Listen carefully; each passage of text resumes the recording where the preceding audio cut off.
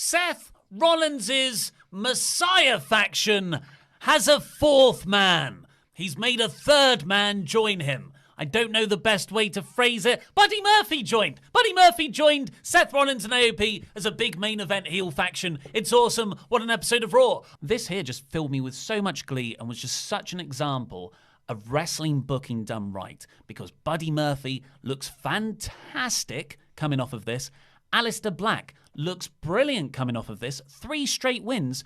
There is another match in that down the line, and I cannot wait for it. Shouldn't happen for a few months. I don't want to see Black suddenly added to the babyface side and they continue this feud through proxy. That might happen. But Seth also looks great. It gets everyone over more because Seth has now proved, yeah, he can back up his words, and people are choosing to join his leadership, which is his whole deal. Locker room leader. Brilliant. I thought it was absolutely fantastic stuff. Really, really enjoyed it. And it's what we've been saying for people like Aleister Black and Buddy Murphy. It's like, well, yeah, they don't get over. It's like, yeah, because you never present them as main events. You always present them as these are just a bunch of lads having a bunch of matches. Instantly, the second you have put Buddy Murphy alongside Seth, he's getting a reaction. Yeah. Because you're not just presenting him as some guy. And in theory, off the back of this, like, I know you said you don't want to see Aleister Black with those guys, but him actually teaming with those lads might help him get a reaction.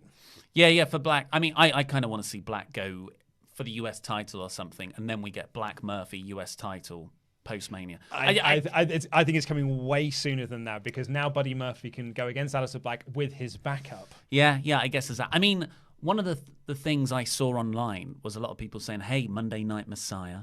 Now we're getting, I mean, when was the last time we had a proper faction, not just a 3-man team? Because WWE are perfectly content with 3-man teams. But anything over that is like, ooh, that sounds like a faction. We don't do factions here. But if we're going down a proper religious route, there were 12 disciples of Jesus. So maybe, and I don't think this is a bad idea. I don't think this is overkill. You have just people aligning themselves. And you create a proper divide down that locker room of good and evil. Yeah. And then a few floating in between. That's how New Japan works. You've got these Bullet Club Chaos factions of upwards of 8 people. I don't see why you can't have the same thing in WWE. And 12 disciples plus a 13th with Rollins, like that just has... There's so much lore material there to build that faction around. I find it enormously exciting. I love the Monday Night Messiah gimmick. I think it is an inspired choice, because it has taken everything about Seth Rollins is not cool, and everything that he has done throughout 2019 of being this quite obnoxious person in interviews. Before anyone says it was never done intentionally. But all of his obnoxious interviews that he was doing has now played into this character, and it just makes sense. And and I think he's doing it fantastically as well.